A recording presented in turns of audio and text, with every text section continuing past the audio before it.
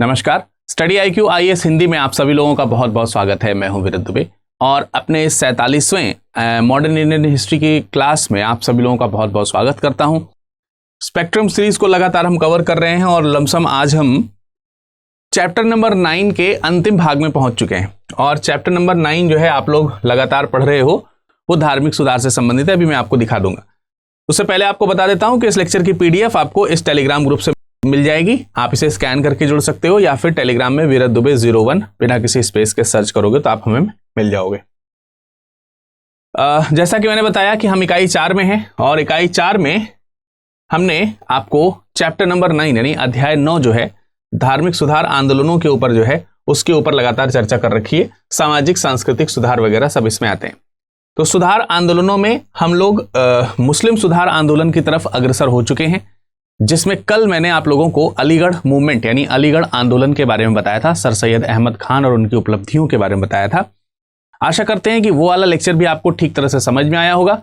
कुछ दूसरे भी मुस्लिम सुधार आंदोलन हैं जिनके ऊपर हम आज चर्चा करेंगे। ठीक है, तो चलिए शुरुआत करते हैं। लेकिन उससे पहले एक बहुत ही महत्वपूर्ण जानकारी आप लोगों को मैं दे दूं। Study IQ IAS Hindi medium के बच्चों के लिए लगातार लाइव फाउंडेशन बैचेस आपके लिए लेकर के आ रहा है। इस क्रम में हम बैच 4 तक पहुंच चुके हैं। बैच 4 में क्लासेस शुरू होने वाली हैं 22 अप्रैल से और 22 अप्रैल से ठीक एक दिन पहले यानी 21 अप्रैल को हम लोग मनाएंगे सिविल सर्विस डे, सिविल सेवा दिवस। तो सिविल सेवा दिवस आप सभी लोग और हम सभी लोगों के लिए अति महत्वपूर्ण है। उससे संबंधित महत्वपूर्ण जानकारियां भी आपको रखनी चाहिए। ठीक है, लेकिन इस सब खुशी में सिविल सर्विस डे हम लोग एक तरीके से फेस्टिवल की तरह इसको सेलिब्रेट कर रहे हैं और इसमें भी आपको लगातार जो है जो भी उपलब्धियां हैं, जो भी अवसर हैं आपके IAS बनने के, उसमें रास्ता सुगम बनाने का प्रयास कर रहे हैं। इसी सुगम बनाने के प्रयास में एक और रास्ता आपके लिए सुगम किया गया है कि आप इस बैच में और न्यूनतम शुल्क में एडमिशन ले सकते हैं यदि अगर आप 21 अप्रैल से पहले एडमिशन ले लेंगे, यानी कि आज ही एडमिशन ले लेंगे। तो अगर आप आज एडमिशन लेंगे और एडमिशन लेते समय विरद लाइव कोड का इस्तेमाल करेंगे, VIRADLIVE। ठीक है, इसमें बीच में किसी प्रकार का स्पेस नहीं रखना है, जैसा कि यहां पर लिखा है विरद लाइव। इस कोड का इस्तेमाल करेंगे तो आपको यह बैच 21 अप्रैल तक 17,499 में मिल जाएगा, 17,499 में। और अभी तक आपको ये काफी इससे अधिक मूल्य का मिल रहा था। तो न्यूनतम शुल्क जो है अब आपको इस 21 तारीख तक अगर इसका लाभ उठाना है तो उठा सकते हैं और अपने सिविल सर्वेंट बनने का जो ख्वाब है वो पूरा कर सकते हैं। तो चलिए लेक्चर की करते हैं शुरुआत और हम शुरुआत करेंगे आज मुस्लिम आंदोलनों में से अहमदिया आंदोलन के बारे में चर्चा करते हुए। अहमदिया आंदोलन,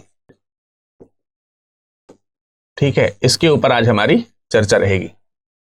अहमदिया आंदोलन, कल हम लोगों ने अलीगढ़ आंदोलन के बारे में चर्चा करी थी, आज हम अहमदिया आंदोलन के ऊपर चर्चा कर रहे होंगे। 19वीं शताब्दी के अंतिम वर्षों की बात है। अंतिम वर्षों का मतलब उत्तरार्ध की बात है, ऐसे समझ सकते हैं। 1889-90 के आसपास एक व्यक्ति हैं जिनको इस आंदोलन से समर्पित होते हुए देखा जा सकता है। उनका नाम है मिर्जा गुलाम अहमद। आप लोगों ने नाम शायद जरूर सुना होगा, मिर्जा गुलाम अहमद। गुलाम अहमद है ना, ये नाम आप लोगों ने अवश्य सुना होगा। कितने लोगों ने सुना है भाई ये नाम, जल्दी से बताइए। मिर्जा गुलाम अहमद, ये जो मिर्जा गुलाम अहमद हैं, इन्होंने इस आंदोलन की शुरुआत करी थी तकरीबन 1889 में, 1889 में। और इसकी शुरुआत उन्होंने गुरदासपुर से की थी। गुरदासपुर कहां है ये गुरदासपुर, मालूम ही होगा शायद, है ना सभी लोगों को, पंजाब में।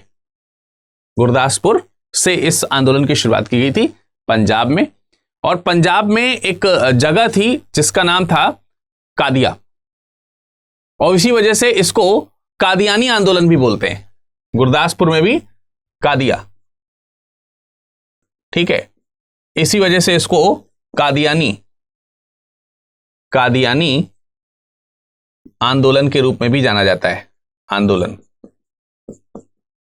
ठीक है, तो आपको एक पॉइंट ये भी पता चला कि इसे कादियानी आंदोलन भी कहते हैं, मिर्जा गुलाम अहमद के द्वारा शुरू किया गया था, इसीलिए इसको अहमदिया आंदोलन का भी नाम दिया जाता है। तो ये दोनों पॉइंट आप लोगों को जरूर समझ में आ गया होगा। अब जब मिर्जा गुलाम अहमद का नाम आ ही गया है तो इनके बारे में भी थोड़ा सा जान लेते हैं।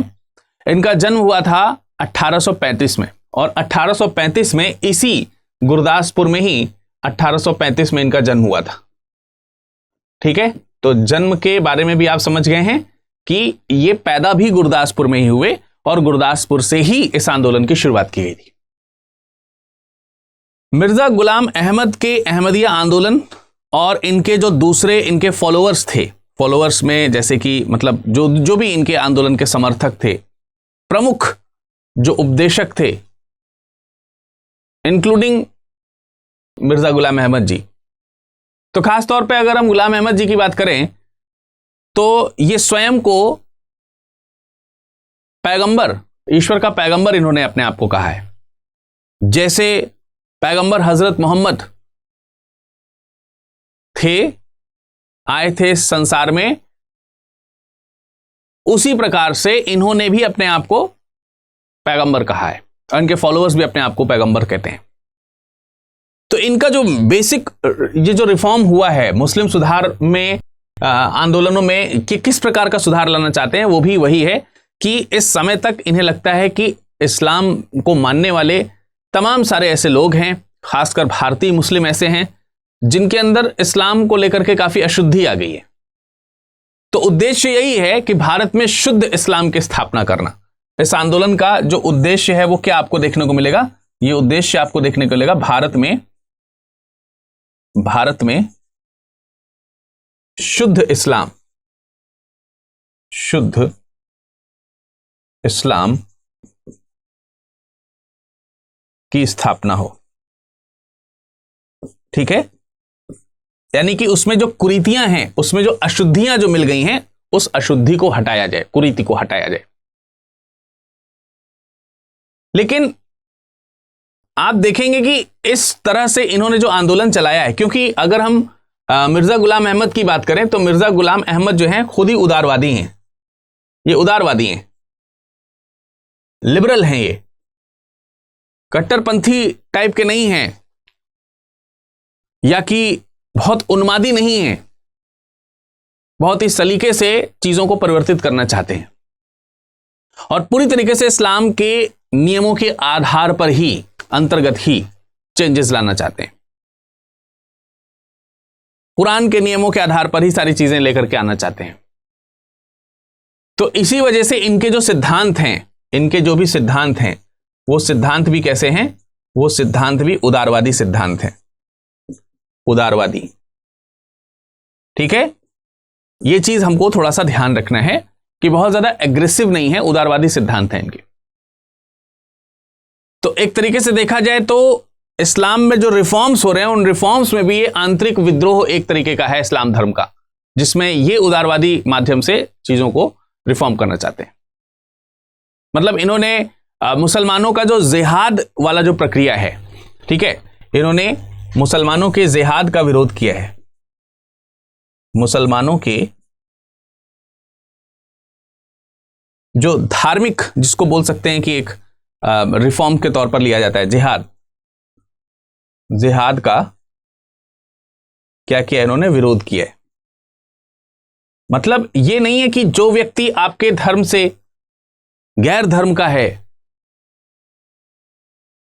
उसके ऊपर किसी भी चीज का उसको अपने समान ना मानना, या फिर उससे बैर रखना, या फिर उस पर जबरदस्ती अपने धर्मों को आरोपित करना, इत्यादि इस तरीके की जो प्रक्रियाएं हो रही हैं वो मुसलमानों के लिए ठीक नहीं है। तो इसका विरोध किया है उन्होंने और खुद को पुनर्जागरण का वाहक कहा है। स्वयं को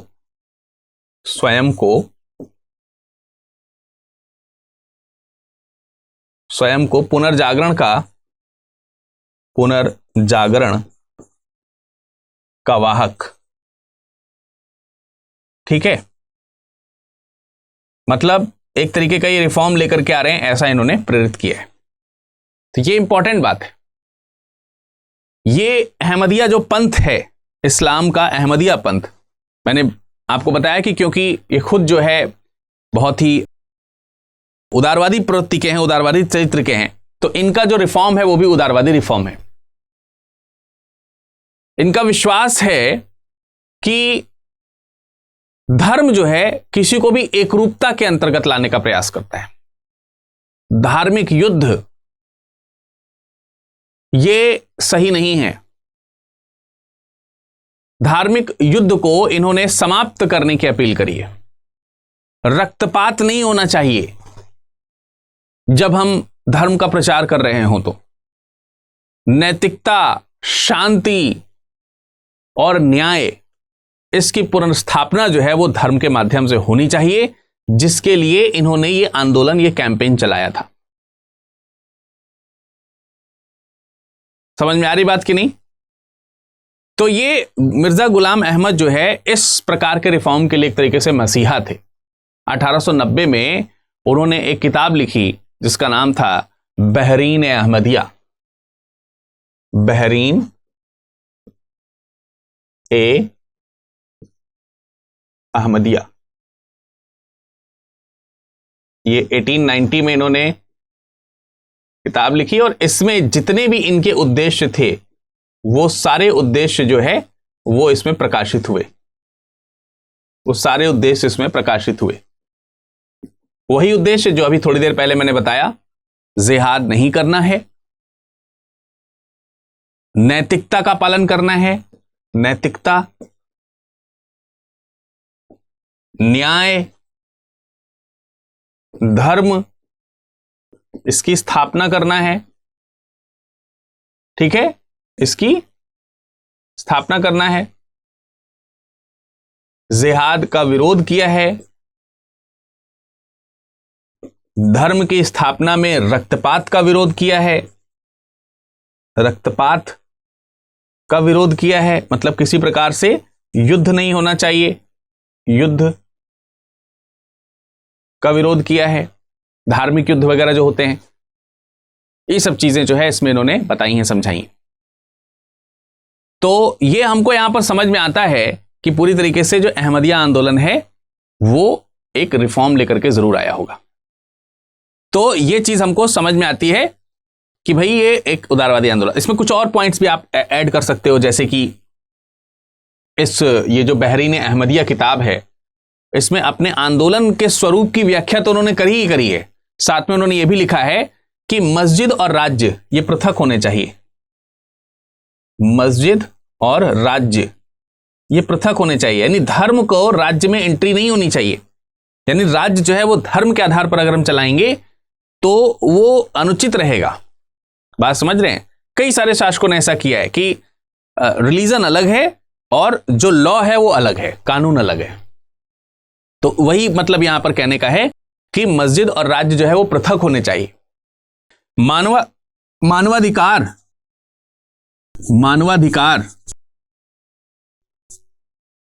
ठीक है, इस पर उन्होंने जोर दिया है कि प्रत्येक व्यक्ति के मानव अधिकार हैं। दूसरे धर्मों के साथ समव्यवहार, जिसको हम धार्मिक सहिष्णुता कहते हैं, सहिष्णुता, ठीक है, ये ना रह गया इसमें, धार्मिक सहिष्णुता, इसको स्वीकार करने की बात करी है।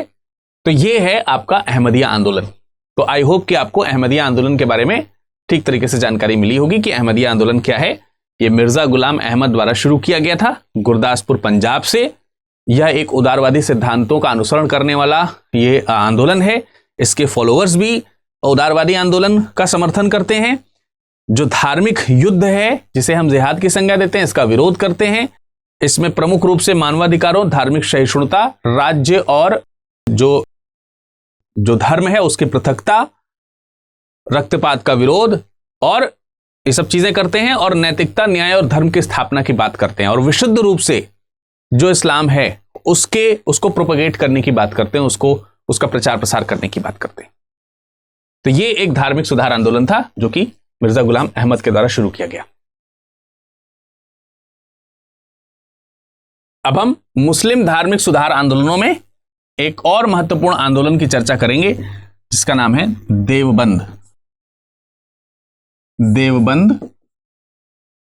आंदोलन। कहीं कहीं आप लोगों ने दारुल इस्लाम का नाम सुना होगा, दारुल उलूम का नाम सुना होगा, ऐसा। ठीक है, तो हम इसी के माध्यम से, देवबंद आंदोलन के माध्यम से उसको समझने का प्रयास करते हैं।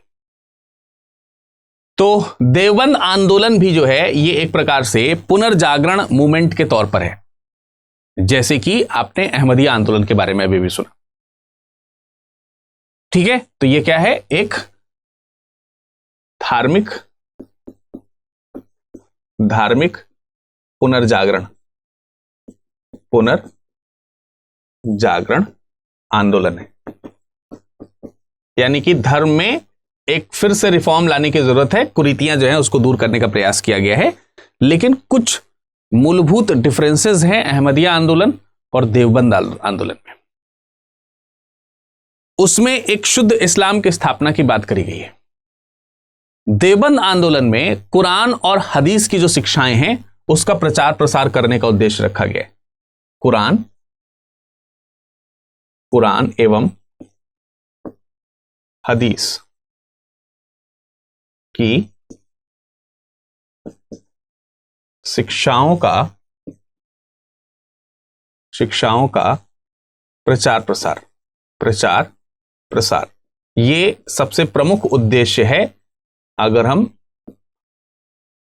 बात करते हैं किसकी, देवबंद आंदोलन की, तो ठीक है, यानी कुरान के जो नियम हैं उसको ठीक तरीके से लागू करने की बात करते हैं, उनको प्रचार प्रसार करने की बात करते हैं। और साथ ही साथ एक जो बेसिक डिफरेंस और आपको जो देखने को मिलेगा वो ये मिलेगा कि जहां आपने अहमदिया आंदोलन में देखा कि जो धार्मिक युद्ध है उसका वहां पर विरोध किया गया है, यहां पर विदेशी शासकों के विरुद्ध धार्मिक युद्ध का आह्वान किया गया है या उसका समर्थन किया गया है। विदेशी शासकों के विरुद्ध, विदेशी शासकों के विरुद्ध धार्मिक युद्ध, इसी को जिहाद की संज्ञा दी जाती है, का समर्थन इस आंदोलन के माध्यम से हुआ है। जबकि मैंने आपको बताया था कि देवबंद आंदोलन में माफ कीजिएगा, अहमदिया आंदोलन में इसका विरोध किया गया। अब यहां पर विदेशी शासकों से मूल जो मतलब है वो ये है कि जो आपने देखा कि जब ब्रिटिशर्स भारत आए तो ब्रिटिशर्स यहां पर एक तरीके से मतलब यूरोपीय विरोधी जो विदेशी शासक है उनके बारे में मुख्य तौर से बात करता है, और उनके द्वारा जबरदस्ती क्रिश्चियनिटी जो है थोपे जाने के विरुद्ध में इस तरीके का आंदोलन क्रिएट किया गया था। तो इसके उलेमा हैं मोहम्मद कासिम ननोतवी, उलेमा मोहम्मद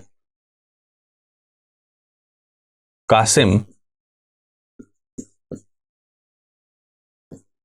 नोनोतवी, कहीं कहीं नोनोतवी लिखा रहता है, नोनोतवी या नोनोतवी, ऐसे कुछ भी, जो भी आप देख सकते हैं। तो ये इनके जो है प्रमुख जो है नेतृत्व करता है। ठीक है, इनके नेतृत्व में ये आंदोलन जो है वो चलाया जाता है। तो ये नाम आपको जरूर है थोड़ा सा याद रखना है। इसके साथ में इनका साथ देने वाले एक और व्यक्ति हैं जिनका नाम है राशिद अहमद गंगोही। राशिद अहमद गंगोही ये मुख्य तौर से ये इन लोगों के नेतृत्व में चल रहा है। इसमें मुख्य नाम जो है आपको ननोतवी का याद रखना है। उद्देश्य मैंने आप लोगों को पहले ही क्लियर किया कि उद्देश्य इसका क्या है, इस आंदोलन का। वास्तविक रूप में ये आंदोलन जो है ये आपका तकरीबन 1866 के आसपास एक जगह है देवबंद, वहां से शुरू किया गया था। 1866 में देवबंद जगह है सहारनपुर में, सहारनपुर। तो सहारनपुर के देवबंद से इसको शुरू किया गया था। इसी वजह से इसको हम लोग देवबंद मूवमेंट या देवबंद आंदोलन के नाम से जानते हैं। जैसे अलीगढ़ में स्कूल स्टैब्लिश करके सर सैयद अहमद खान ने अलीगढ़ आंदोलन की शुरुआत की। यहां अलीगढ़ आंदोलन का मतलब यह है कि एक पर्टिकुलर प्लेटफॉर्म क्रिएट करना किसी पर्टिकुलर उद्देश्य के लिए और उसके लिए तत्पर रहना, इस चीज को हम आंदोलन के रूप में लेते हैं। उसी तरीके से ये देवबंद आंदोलन भी देवबंद में एक स्कूल स्टैब्लिश करता है, देवबंद में, जिसे दारुल उलूम कहा जाता है, दारुल उलूम कहा जाता है। तो ये जो देवबंद में दारुल उलूम स्टैब्लिश हुआ है, स्कूल स्टैब्लिश हुआ है, देवबंद स्कूल, जिसे नॉर्मली देवबंद स्कूल के नाम से जाना जा रहा है, इसके माध्यम से अपने रिफॉर्म का प्रचार प्रसार किया जाता है। विद्यालय में इस्लाम की शिक्षा का, इस्लाम की शिक्षाओं के द्वारा जो धार्मिक नेता हैं उन्हें प्रशिक्षित करने पर जोर दिया गया है। तमाम सारे जो धार्मिक नेता हैं उन्हें, क्योंकि जो धर्म में कुरीतियां आती हैं वो भी धार्मिक नेता ही लेकर के आते हैं, तो धार्मिक नेताओं को अगर शुद्ध ज्ञान होगा, इस्लाम के अकॉर्डिंग या कुरान और हदीस के अकॉर्डिंग ठीक तरीके का ज्ञान होगा, तब वो इस्लाम का सही तरीके से प्रचार कर पाएंगे। तो इस स्कूल में ऐसा भी मतलब इस बात पर भी जोर दिया गया कि जो धार्मिक नेता हैं उन्हें भी शुद्ध किया जाए, उन्हें भी प्रशिक्षित किया जाए। तो प्रशिक्षित करने पर जोर दिया गया। और इसमें एक चीज आपको और ध्यान रखनी है कि ये आंदोलन, ये इंपॉर्टेंट है पॉइंट, ये ध्यान रखना है कि आंदोलन यानी देवबंद आंदोलन जो है, देवबंद आंदोलन अलीगढ़ आंदोलन का विरोधी था। अलीगढ़ आंदोलन का विरोधी है। अब ये विरोधी क्यों है और कैसे है, इसको भी थोड़ा सा समझ लेते हैं। आपको मालूम है कि जो देवबंद आंदोलन है वो विदेशी शासकों के विरुद्ध धार्मिक युद्ध का समर्थन करता है। और जब आप अलीगढ़ आंदोलन का ध्यान रखेंगे तो मैंने बताया था कि उसके जो प्रोपाउंडर हैं, उसके जो संस्थापक हैं, उसके जो प्रचार प्रसार करता हैं, सैयद अहमद खान जी, वो ब्रिटिशर्स का समर्थन लेकर के करते हैं, ब्रिटिशर्स के सहयोग की अपेक्षा रखते हैं, पक्ष लेते हैं उस बात का जिसका कि देवबंद जो है विरोध करता है। तो यहां पर हमको ध्यान रखना है कि देवबंद आंदोलन जो है वो अलीगढ़ आंदोलन का विरोधी है। इसका मतलब यह नहीं है कि इस आंदोलन में वेस्टर्न एजुकेशन को इन्वॉल्व नहीं किया गया। हालांकि शुरुआत में नहीं किया गया, बाद में जो इसके लीडर्स हुए उन लोगों ने इसे इन्वॉल्व किया। लेकिन यहीं पर एक और आंदोलन का आपको याद रखना है नाम, जो वहाबी आंदोलन था, जो शाह वलीउल्लाह के द्वारा शुरू किया गया था। शाह वलीउल्लाह के द्वारा शुरू किया गया वहाबी आंदोलन, वहाबी आंदोलन। तो ये वहाबी आंदोलन का समर्थन करता है, वहाबी आंदोलन का समर्थन करता है। और वहाबी आंदोलन में भी जो पाश्चात्य एजुकेशन है उसके इन्वॉल्वमेंट की, उसके समर्थन की बात हुई है। तो ये चीजें आपको ध्यान रखना है। लेकिन वहां पर भी वहाबी आंदोलन में भी आप देखते हैं, उसमें भी जो लोग जो काफिर हैं उन्हें इस्लाम में शिक्षित करने की बात जो है, उसके समर्थन की बात जो है आपको वहाबी आंदोलन में दिखती है। तो उस तरीके का एक सोच जो है यहां पर भी है, तो इसलिए समर्थन होते हुए दिखता है। लेकिन इन सब चीजों को ध्यान में रखते हुए यह जरूर ध्यान रखना है कि चाहे वहाबी आंदोलन की आप बात कर रहे हो, चाहे आप देवबंद आंदोलन की बात कर रहे हो, ये आंदोलन धार्मिक सहिष्णुता को लेकर चलते हैं। इस आधार पर एक सिमिलरिटी हमको अहमदिया आंदोलन से और प्रारंभिक अलीगढ़ आंदोलन का जो उद्देश्य था उससे देखने को मिलती है। थोड़े थोड़े डिफरेंसेस हैं लेकिन कुछ कुछ समानताएं भी हैं। भाई देवबंद आंदोलन जो है वो भी अहमदिया आंदोलन की तरह धार्मिक सहिष्णुता को लेकर चलता है। और यही कारण है कि 1885 में जब इंडियन नेशनल कांग्रेस एस्टैब्लिश हुआ, भारतीय राष्ट्रीय कांग्रेस जब एस्टैब्लिश हुआ, तो इसकी स्थापना का समर्थन किया है। स्थापना का इन्होंने क्या किया, समर्थन किया। तो यह समर्थन इसीलिए हुआ है, यह भी आपको ध्यान रखना है। धार्मिक सहिष्णुता इसमें भी है, अहमदिया आंदोलन में भी है, अलीगढ़ आंदोलन में भी। शुरुआत में आपने देखा था, मैंने आपको बताया था कि 1883 में एक भाषण दिया था सर सैयद अहमद खान जी ने, जिनमें उन्होंने कहा था कि हिंदू और मुस्लिम तो एक ही हवा में सांस लेते हैं, एक ही घाट से पानी पीते हैं, एक ही भाषा लगभग हो चुकी है, पहनावा एक दूसरे ने एक्सेप्ट कर लिया एक दूसरे का, तो विरोध की भावना नहीं होनी चाहिए और राष्ट्र का कल्याण भी इसी में है। तो भी धार्मिक सहिष्णुता की ही भावना है, सिंपल सी बात है। क्लियर है? लेकिन मैंने आपको बताया कि उनकी कुछ ऐसी बातें हैं जिनका इन्होंने जम करके विरोध किया है। 1888 में देवबंद के जो उलेमा हैं उन लोगों ने सैयद अहमद खान के द्वारा बंबई में जो यूनाइटेड इंडियन पैट्रियोटिक सोसाइटी या एसोसिएशन की जो स्थापना की गई थी उसका विरोध किया था। और साथ ही साथ इसी वर्ष उन्होंने जो मोमडन एंग्लो ओरिएंटल कॉलेज जो एस्टैब्लिश किया गया था, मोमडन एंग्लो ओरिएंटल सभा जो एस्टैब्लिश की गई थी, उसका भी विरोध किया। और इतना विरोध किया कि इनके खिलाफ जो है फतवा जारी कर दिया। 1888 में सर सैयद अहमद की सभाओं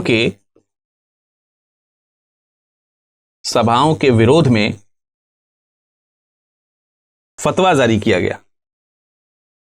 फतवा जारी किया किसने किया? देवबंद आंदोलन ने या देवबंद समूह ने। तो यह चीज हमको यहां पर ध्यान रखनी है। तो यह तो आपको समझ में आया कि देवबंद और सिमिलरली दूसरे जो मुस्लिम रिफॉर्म्स हैं उसमें कुछ आंतरिक थोड़ा सा विरोध हमको देखने को मिलता है। उसके बावजूद भी हमें एक रूपता देखने को मिलती है कि कहीं ना कहीं धर्म का रिफॉर्म ये करना चाहते थे, जो अब 19वीं 20वीं शताब्दी तक बहुत बिगड़ गया था। देवबंद के कुछ अन्य प्रमुख नेता भी हैं जिनमें महमूद उल हसन का नाम आपको याद रखना चाहिए। महमूद उल हसन ये भी देवबंद आंदोलन से संबंधित है। हो सकता है कभी नाम ही आपसे पूछ लिया जाए तो आप ये याद रखेंगे कि देवबंद आंदोलन से संबंधित। इन्होंने भी, इनकी अगर हम बात करें जो धार्मिक विचार हैं, महमूद उल हसन के जो धार्मिक विचार हैं, उस धार्मिक विचारों के आधार पर और जो सैयद अहमद खान के जो धार्मिक विचार हैं, तो ये सैयद अहमद खान के जो धार्मिक रिफॉर्म्स के विचार हैं उसका ये समर्थन करते हैं। लेकिन सैयद अहमद खान के जो राजनीतिक विचार हैं उसका ये समर्थन नहीं करते। फिर भी धार्मिक और राजनीतिक जो बौद्धिक चिंतन है उसमें सत्यता लाने का प्रयास इनके माध्यम से किया जाता है। समझ में आ रहा है कि नहीं आ रहा है? तो ये एक नाम आपको और याद रखना है जिनका नाम है महमूद उल हसन। इसी तरीके से शिवली नेमोई का नाम याद रखना है आप। शिवली नेमोई ये भी देवबंद आंदोलन से ही संबंधित है। ये भी रिफॉर्म लेकर के आते हैं। इसके अलावा इनको जो है अरबी और फारसी का अच्छा खासा ज्ञान है, और अरबी और फारसी का ज्ञान होने के बावजूद भी अब शुरुआती देवबंद आंदोलन जो है वो विदेशी जो भी लोग हैं उनके खिलाफ धार्मिक युद्ध छेड़ने का बात करता है। लेकिन यहां पर इन्होंने क्या कहा कि जो पाश्चात्य जो शिक्षा है उसे ग्रहण करने की इन्होंने बात करी है। पाश्चात्य शिक्षा का समर्थन किया है। अरबी फारसी के अच्छे खासे ज्ञाता हैं, तो अंग्रेजी शिक्षा का भी इन्होंने समर्थन किया है। लेकिन यह भी राजनीतिक मुद्दों के आधार पर अगर हम देखेंगे, राजनीतिक जो मुद्दे हैं, तो राजनीतिक मुद्दों पर यह भी सैयद अहमद खान के विरोधी हैं। सैयद अहमद खान के क्या हैं? विरोधी हैं। यह पॉइंट भी आपको यहां पर थोड़ा सा ध्यान रखना है। देखिए, धार्मिक चिंतन में समानता दिख रही है, लेकिन राजनीतिक चिंतन में थोड़ी विरोधाभास हमको यहां पर देखने को मिल रहे हैं। 1894 से लेकर के 1896 के दौरान नदवतुल उलूम का मदरसा एस्टैब्लिश किया था इन्होंने। नवदुतुल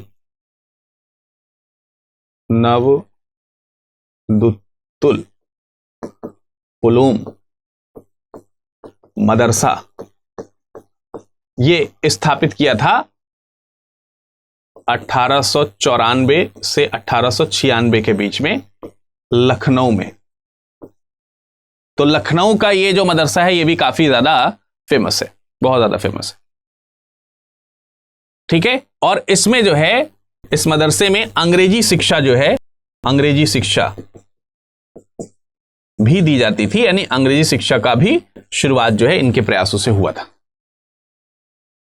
तो आई होप कि आपको ये दोनों जो आंदोलन हैं, इन दोनों आंदोलनों के बारे में, देवबंद और अहमदिया, ये दोनों आंदोलन जो हैं इसके बारे में आपको सही बात पता चल गई होगी।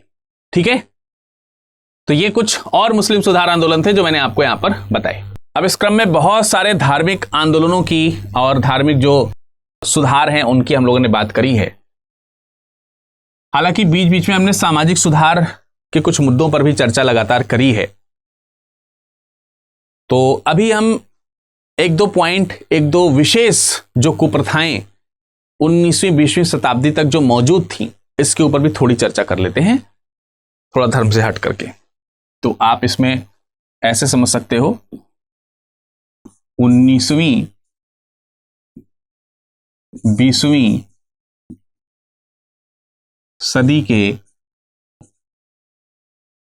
सामाजिक सुधार, जो सोसाइटी में गड़बड़ियां हो गई थी, उनमें में से कुछ ऐसी कुप्रथाएं थी जो बहुत ज्यादा सोसाइटी को खोखला कर रही थी, उनके सुधार के ऊपर कुछ एक आध दो पॉइंट्स हम लोग पढ़ने का प्रयास करेंगे, जिनमें सबसे पहले हम सती प्रथा को उठाते हैं। सती प्रथा सबसे पहले इसके ऊपर चर्चा कर लेते हैं। और हमेशा आप लोगों ने इसके बारे में सुना ही है, सती प्रथा के बारे में सब जानते हैं, सब समझते हैं। थोड़ा सा अगर हम इसकी प्राचीनता की तरफ चलें तो तकरीबन 510 ईस्वी के आसपास आप लोगों ने, एक गुप्त शासक थे जिनका नाम था भानुगुप्त, उनका एरण अभिलेख है, भानुगुप्त एरण अभिलेख। इसमें आप लोगों ने सती प्रथा के प्रथम प्रमाण के बारे में सुना होगा शायद। सती प्रथा का प्रमाण 510 ईस्वी के आसपास का है ये। तो इसमें इस प्रकार के प्रमाण मिलते हैं कि मित्र गोपराज की जब मृत्यु हुई, गोपराज की जब मृत्यु हुई, तो इनकी मृत्यु के बाद इनकी जो पत्नी थी वो पत्नी जो है सती हुई, ये अभिलेख से हमको वर्णन मिलता है। तो इस आधार पर हम ये कह सकते हैं कि आप देखिए 6वीं शताब्दी के प्रारंभ से, या क्यों हम 5वीं 6वीं शताब्दी को भी इसमें संलग्न कर सकते हैं, संलिप्त कर सकते हैं। तो 5वीं 6वीं शताब्दी से आप देखिए ये प्रथा कुप्रथा के रूप में प्रचलित है, और उस समय के लोग तो इसको कुप्रथा कहते भी नहीं होंगे, तभी तो ये प्रचलित थी। तो काफी प्राचीन हमको कह सकते हैं कि भारत में इस प्रकार की कुप्रथाओं के निशान मिलते हैं। और जब भारत धीरे धीरे करके 15वीं 16वीं शताब्दी और 18वीं शताब्दी और 19वीं शताब्दी की ओर बढ़ा जैसे जैसे करके, तो 15वीं शताब्दी के आसपास से इस प्रथा का विरोध होते हुए कुछ चीजें हमको देखने को मिल जाती हैं। जैसे कश्मीर के शासक सिकंदर ने 15वीं शताब्दी में इसके ऊपर रोक लगाई। 15वीं शताब्दी में कश्मीर का शासक, कश्मीर शासक ने इसके ऊपर प्रतिबंध लगाया। आप लोगों ने अकबर के बारे में सुना होगा निश्चित तौर पर, मुगल शासक अकबर ने इसके ऊपर रोक लगाई। मुगल शासक अकबर। इसके अलावा कई सारे पेशवा थे, तो पेशवाओं ने भी इसके ऊपर सराहनीय कदम जो है वो उठाए। तो इसका मतलब यह हुआ कि लगभग 15वीं शताब्दी 16वीं शताब्दी के आसपास इसके विरोध के भी, इसके ऊपर प्रतिबंध लगाने के भी प्रयास किए गए, पर उस समय तक ये पूरी तरीके से समाप्त नहीं हुआ। जब यूरोपियंस भारत में आने शुरू हुए तो उसमें एक पुर्तगाली गवर्नर आया, अल्फ्रांसो दी अल्बुकर्क। उसने भी 1509 से 1515 के आसपास तक, 1509 से 15 के आसपास तक अल्फ्रांसो द अल्बुकर्क या नॉर्मली अल्बुकर्क के नाम से आप लोग इसको जानते हैं, और इसके बारे में तो मैंने शुरुआती दिनों में ही पढ़ाया है आपको। ठीक है, तो इसने भी क्या किया, इसने भी सती प्रथा का जो है इसके ऊपर प्रतिबंध लगाया, रोक लगाया, लेकिन ये भी पूरी तरह से सफल नहीं हुआ। फिर आगे चल करके कॉर्नवालिस ने, मिंटो ने, हेस्टिंग्स ने, इन सब ने भी प्रयास किए, लेकिन ये प्रयास भी अंततः सफल नहीं हुए। परंतु आप देखते हैं कि 19वीं शताब्दी में एक पुनर्जागरण के अग्रदूत जिनको कहा जाता है भारतीय के रूप में, राजा राम मोहन रॉय, इनके प्रयासों से 19वीं शताब्दी में जाकर के इसके ऊपर कुछ सफलता हमको मिलती है। और इन्होंने आपने इनकी किताब सुनी होगी, संवाद कौमुदी। इनके घर में, इनके परिवार में खुद भी इनकी भाभी जो है वो सती हुई थी, तो संवाद कौमुदी में उन्होंने विदीर्ण वर्णन किया हुआ है, पुरजोर विरोध किया है डंके की चोट पर एकदम कि ये नहीं होना चाहिए। और फिर इन्हीं का समर्थन प्राप्त करते हुए लॉर्ड विलियम बेंटिंग ने नवंबर 1829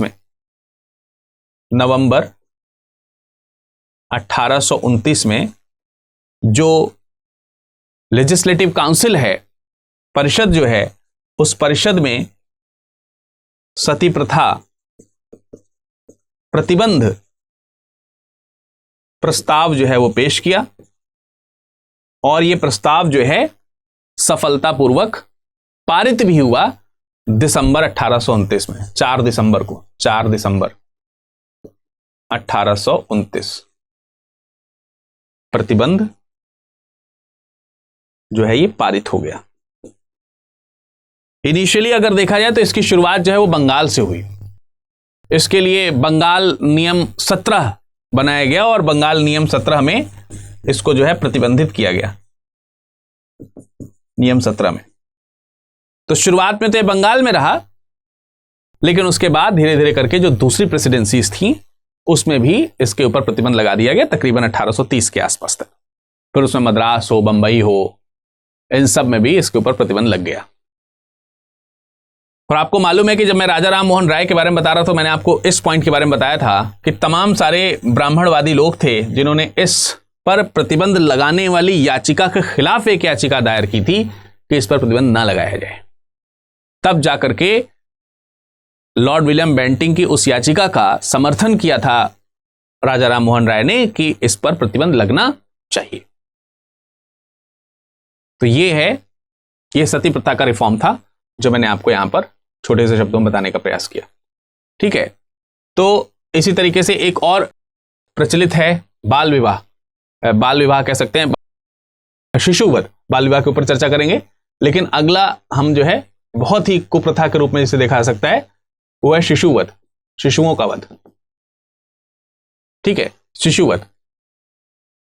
अब शिशुवध को कुछ ऐसे समझिए, विशेषता अगर इसको देखें, ये ज्यादातर प्रचलित था बंगाल में, बंगालियों के बीच में ज्यादा प्रचलित है, और राजपूताना में बहुत ज्यादा प्रचलित है। राजपूताना में ये शिशुवध बहुत ज्यादा, और शिशुवध में भी बालिका शिशु का वध बहुत ज्यादा प्रचलित है। और उसके पीछे कारण, तार्किक कारण जरा देखिए। आर्थिक बोझ समझा जाता था इसे, आर्थिक बोझ मान करके इस बोझ को हटाने का काम किया था। बेटी पैदा हुई है तो बोझ हो गया। और इसका एक सटीक मैं आपको उदाहरण दूं तो आपने पंजाब के शासक रणजीत सिंह का नाम सुना होगा। उनके बेटे थे दिलीप सिंह। दिलीप सिंह ने खुद कहा है कि मेरी खुद की बहनों को मेरी आंखों के सामने बोरी में बांध करके नदी में फेंक दिया गया। तो ये इस तरीके का जघन्य अपराध लोग उस समय किया करते थे। और ये भी मैं बता दूं कि छोटे बच्चों की मृत्यु कोई बड़ी मृत्यु, जैसे आपके पैर से जब चींटी मर जाती है ना तो आप अफसोस नहीं करते हैं। मतलब मैं सभी का बात नहीं कर रहा हूं, जैसे जैन धर्म में तो इसे भी अपराध माना गया है। छोटे जीवों की आपसे हत्या हो जाती है तो अफसोस नहीं करते हैं आप, या फिर उसकी सजा आपको नहीं मिलती, अरे ठीक है। कभी कोई केस चला आपके ऊपर कि आपसे एक चींटा मर गया, चींटी मर गई, या कुछ भी थोड़े बड़े जीव मर गए, छोटे मोटे वाले, छिपकली मर गई, चिड़िया मर गई कोई छोटी, तो आपके ऊपर कोई केस चल रहा हो या आपको थाने बुला लिया गया हो, उसमें जीव नहीं है क्या? अभी आपने देखा कि पशुओं को लेकर के कोर्ट जो है वो सख्त हो रही है। खैर, हम उस मुद्दे पे नहीं जा रहे हैं, लेकिन हम आपको बता रहे हैं कि इस तरीके के छोटे शिशुओं का वध कर देना ये कोई बड़ी बात भी नहीं थी। मतलब ये कोई बहुत बड़ा अपराध नहीं हो गया। कौन सा बड़ा व्यक्ति था वो, पैदा ही तो हुआ था अभी, तो उसने क्या कुछ जान थोड़ी थी। आप ये समझिए, एक तो अपराध किया जा रहा है, उसे अपराध समझा भी नहीं जा रहा है। तो उस समय सर जॉन शोर ने तकरीबन 1795 में बंगाल नियमावली 21 में सुधार किया। बंगाल नियम 21 में सुधार करते हुए सर जॉन शोर, शोर या शोर ऐसे लिखा रहता है, इसने जो है नियम प्रतिपादित किया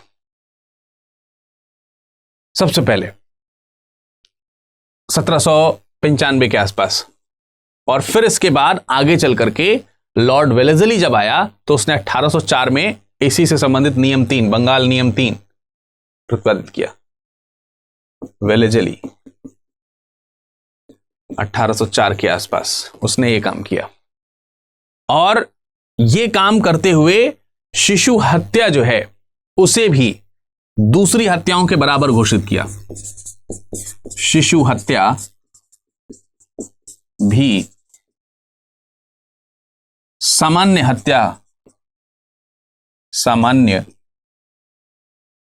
हत्या के बराबर। यानी ऐसा नहीं कि, मतलब मैंने आपको बताया ना, शिशु हत्या कोई बड़ा इशू नहीं होता था, तो यह भी उतना ही बड़ा इशू है जैसे आप किसी सामान्य व्यक्ति की हत्या करते हैं, तो यह भी शिशु हत्या भी उतना ही बड़ा अपराध है। इसको इसने नियम 3 में लगाया। तो आप देखिए, शिशु वध को भी लोग सीरियसली नहीं लेते थे, तो इस पर भी कुछ सुधार किए गए इस तरीके के। ठीक है, मतलब कितने बड़े बड़े सामाजिक कुरीतियां थीं जो केवल कुछ मानसिकताओं के कारण जो है जिनको अपराध की श्रेणी में रखा जाता था। मतलब अपराध हो जाते तो उसे अपराध की श्रेणी में, ये तो बाद में रखा गया, पहले तो अपराध माना ही नहीं जा रहा है। सती प्रथा अपराध है ही नहीं। आप सोचिए, भारतीय रियासतों में इसका प्रचलन बहुत ज्यादा था, इसलिए इसको बंद करने के नियम भी बनाए गए, नियमों में विस्तार किया गया, और यह विस्तार लॉर्ड विलियम बेंटिंग के समय में हुआ। विलियम बेंटिंग के समय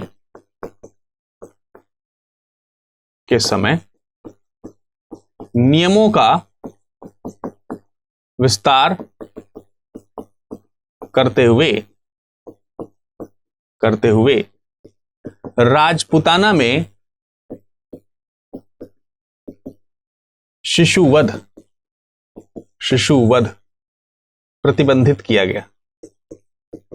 क्योंकि पहले तो ये बंगाल में था ना, यहां सब आप देख रहे हैं, तो इसको जो राजपुताना है उसमें भी इसका प्रतिबंध लगा दिया गया।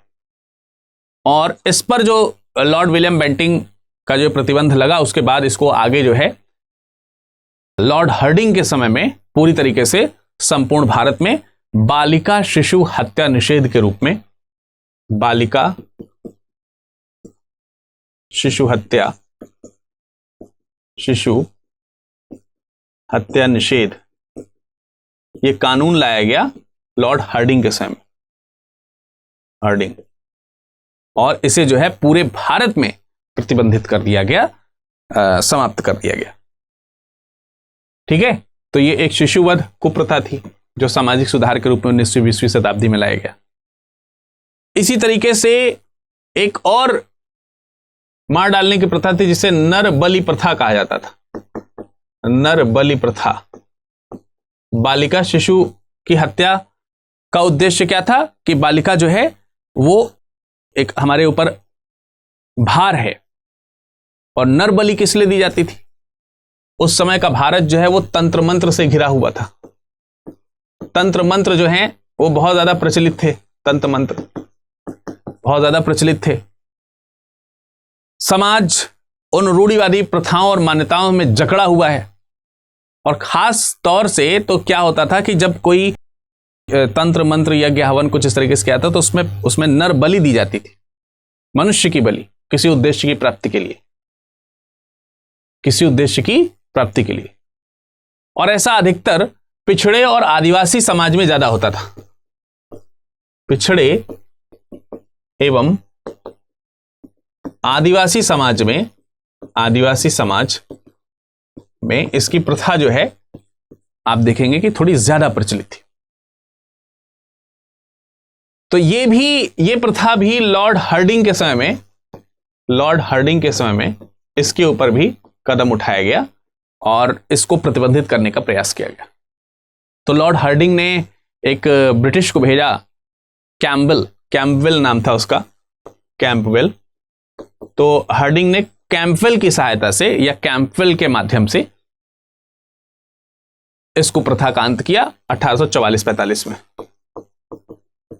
ठीक है, तो इसके लिए कानून बनाए गए, निगरानी करी गई कि किसी तरीके से कहीं पर भी नर बलि प्रथा जो है वो नहीं होनी चाहिए। इसी तरीके की एक प्रथा है दास प्रथा। दास प्रथा, इसका भी अपना एक लंबा इतिहास है, आप लोगों को मालूम है। मौर्य साम्राज्य में चले जाइए, कौटिल्य ने अर्थशास्त्र में तकरीबन 9 प्रकार के दासों का उल्लेख किया है। सल्तनत काल में आप फिरोज शाह का नाम लिख सकते हैं। सल्तनत काल में फिरोज शाह तुगलक, है ना। इसके पास तो दीवाने बंदगान था। दीवाने बंदगान बता सकते हैं इसमें कितने जो है लगभग गुलाम रखे गए थे। गुलाम रखने का शौकीन था ये। दास डिपार्टमेंट बना रखा था, स्लेव डिपार्टमेंट। तो स्लेवरी उस समय बहुत ज्यादा प्रचलित थी। लेकिन आप देखेंगे आगे चल करके मुगल शासकों ने और खासकर अकबर ने दास प्रथा का अंत किया था 1562 में इसका क्या किया, अंत किया। बहुत सारी प्रथाओं का अंत, सती प्रथा का अंत, दास प्रथा का अंत, पर्दा प्रथा का अंत, धार्मिक जो कर लिया जाता था उसका अंत, इस तरीके की तमाम सारी प्रथाओं का अंत जो है अकबर ने किया। तो उसी में से दास प्रथा का भी उसने अंत किया, इस पर रोक लगाई। आधुनिक काल में अगर हम बात करें तो इसमें इंग्लैंड के एक ड्यूक का नाम आता है, Duke of Gloucester. Duke of Gloucester. तो ड्यूक ऑफ ग्लोस्टर जो हैं, इन्होंने एक अंग्रेज के माध्यम से, एक ब्रिटिश के माध्यम से, जिसका नाम था स्टैनहोप, इनके माध्यम से भारत में एक पैगाम पहुंचवाया कि भारत में ब्रिटिश जो अधिकारी हैं उनको यह चाहिए कि भारत में इस दास प्रथा का अंत करने के लिए कानून बनाया जाए। आगे चल करके लॉर्ड कॉर्नवालिस के समय में 1789 में दास प्रथा प्रतिबंधित की गई। कॉर्नवालिस के समय में दास प्रथा क्या की गई, दास प्रथा प्रतिबंधित हो गई। प्रतिबंधित यानी इसे जो है प्रतिबंधित करने के लिए कानून बनाया इसने। कॉर्नवालिस ने दास प्रथा बंद करी। उसके बाद फिर एलन बैरो आया। एलन बैरो ने नियम नंबर 5 लेकर के आए, वो एक्ट 5 लेकर के आए 1843 में। 1843 में एलन बैरो एक्ट 5 लेकर के आए। इस एक्ट 5 के माध्यम से उन्होंने दास प्रथा का अंत किया। और आपने देखा होगा कि 1833 में एक चार्टर एक्ट आया था। तो उस चार्टर एक्ट के प्रावधानों का सहारा लेते हुए 1833 का चार्टर, 1833 के चार्टर के माध्यम से इस एक्ट को लेकर के आया गया था। और इसमें दास प्रथा को क्या कर दिया गया, गैर कानूनी घोषित किया गया। गैर कानूनी, ठीक है, अवैध घोषित कर दिया गया। और इस तरीके से दास प्रथा के ऊपर रोक लगाई गई। तो कुछ सामाजिक प्रथाएं भी थी जिसके ऊपर रोक लगी। कुछ सामाजिक प्रथाओं के ऊपर हम ऑलरेडी चर्चा कर चुके हैं, जिसमें हमने कह सकते हैं कि बाल विवाह के बारे में चर्चा करी थी आप लोगों से। कुछ दूसरे सामाजिक सुधार भी हुए जिसमें स्त्रियों की शिक्षा को लेकर के भी चीजें आई। इन सब के बारे में भी हम लोग पढ़ेंगे, आगे पढ़ लेंगे जब इसके बारे में, जब ब्रिटिश एक्ट्स के बारे में जब पढ़ रहे होंगे तब। तो आई होप कि सोशल एंड रिलीजियस रिफॉर्म्स के बारे में जो भी जानकारियां मैंने आप लोगों को दी हैं वो अभी तक आप सब लोगों ने बहुत अच्छी तरीके से पढ़ी होंगी। तकरीबन 7-8 चैप्टर हो चुका है, 7-8 घंटे की क्लास मैंने आप लोगों को दी है पूरे धार्मिक सुधार आंदोलन के लिए। 7-8 घंटे की क्लास कम नहीं होती है जनाब धार्मिक और सामाजिक रिफॉर्म के लिए। आप एक साथ कंपाइल करके चैप्टर 9 का ये कंपाइलेशन जो है वो शुरू करिएगा, चलाइएगा, वो बहुत आनंद आएगा। 1833 तक के रिफॉर्म्स जो थे वो मैंने आप लोगों को यहां पर बताने का प्रयास किया। तो इस लेक्चर की पीडीएफ भी आपको इसी टेलीग्राम ग्रुप से मिल जाएगी। बाकी आप विराट दुबे 01 नाम से हमसे जुड़ सकते हैं। जाते जाते एक बहुत ही महत्वपूर्ण सूचना फिर से आपको दोहरा देता हूं कि भाई 21 तारीख तक सब लोग अलर्ट हो जाइए।